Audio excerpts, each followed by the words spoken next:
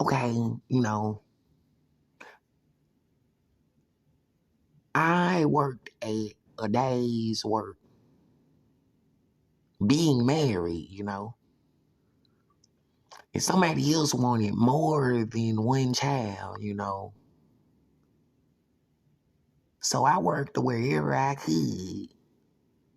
I had to drive to other cities, because I was told a bunch of crazy stuff. I was always a mental health patient since the time I was like in elementary school, because I would have to go to the office and take these pills. They would call it crazy pills. So, they would be like, he take crazy pills, he get a crazy chick and stuff like that. It's crazy. It make me feel bad. But I'm not suicidal and I'm not a threat to myself or others. But being called crazy, I'm 38 years old today. I'm 38 years old today. I'm 38 years old today. So, being called crazy, more than 30 years, it kind of does something to your mind or whatever. But with all the stress and all of the sexual abuse and all of the mental, abuse, I worked, still, temporary or part time whenever I could. Cause it's like a temp service. Sometimes it would be like 4 hours, sometimes it would be like 6 hours. You know, it would never really be a whole day or something for me. Like I just like. My leg or my back or my neck or something would get stuck or cramp up, after so long, plus, I had to drive like all of those miles back and forth. And some of the people's like, that's work right there because when the taxi cab be driving, they called it work. When the bus driver be driving, they called it work. It was like when the pizza delivery man be driving or the furniture, delivery people at the stores be driving or the UPS truck and the mail truck and stuff like that and FedEx and stuff. It was like, and so it's like all of that stuff count as work, Brandon. So it was like, I wouldn't want to have to look like a deadbeat dad or a deadbeat husband or something like that. And so, it was explained to me, that I'm not a deadbeat, because, some of the people said what I'm doing now is working, you know. Some people get paid for what I'm doing. Some people get paid for YouTube videos. Some people get paid to talk on a talk show. Some people get paid like talk radio. I think, yeah, because I would listen to it sometimes. It's called NPR or something, NPR, like public radio. And they was like, yeah, some people get paid a lot of money just for you know. So it's crazy. So it was like, this picture is a place, it was a temp service. I don't know if it's still there, but it was called a day's work. And, they say they have tax papers and tax records with the social security number on there. So, if the government or, the people that use the tax forms wanted to know about it, then, they could see on the taxes that, yeah, he would work there and it would be temporary because, I guess with all that body damage and stuff like that, at least I would work whenever I could.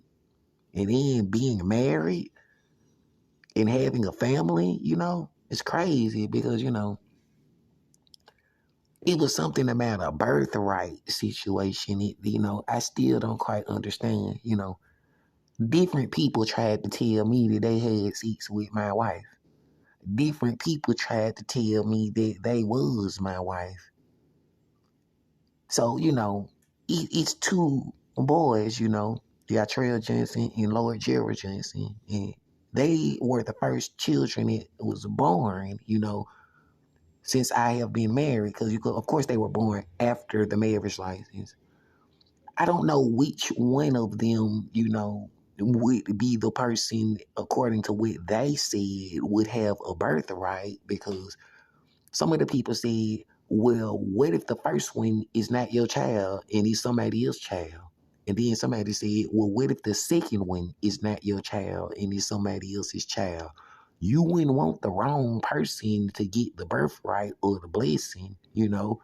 Some people was like, what if the second child your child and the first one is not? Well, what if the first child your child and the second one is not?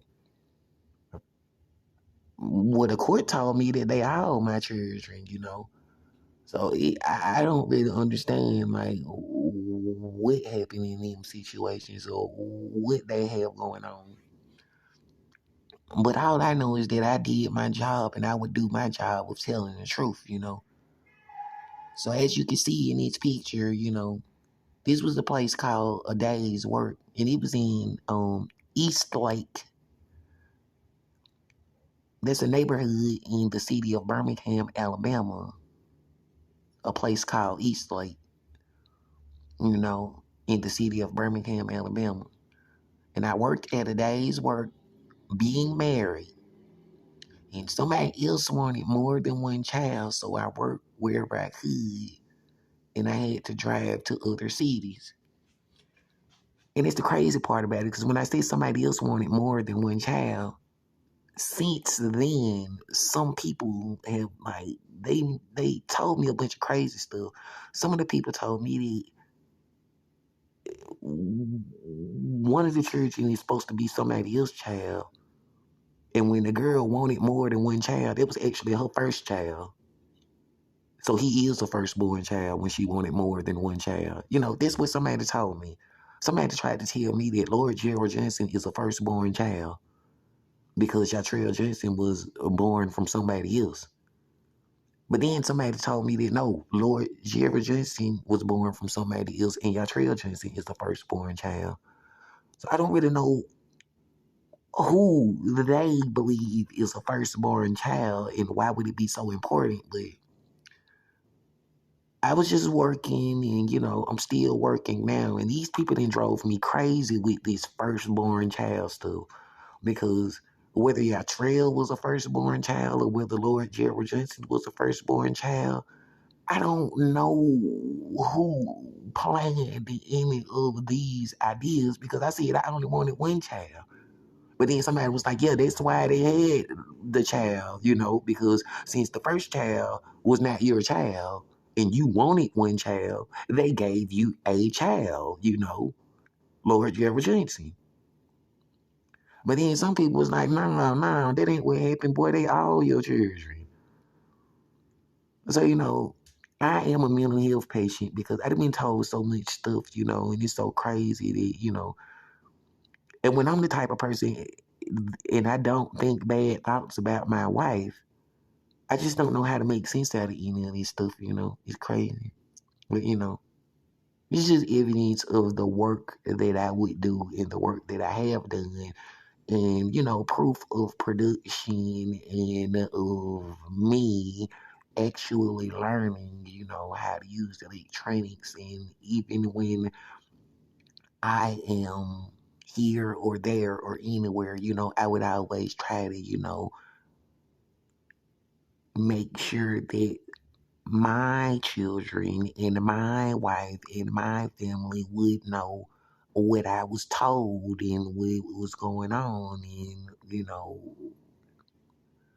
that I am not ashamed, you know. Thank you.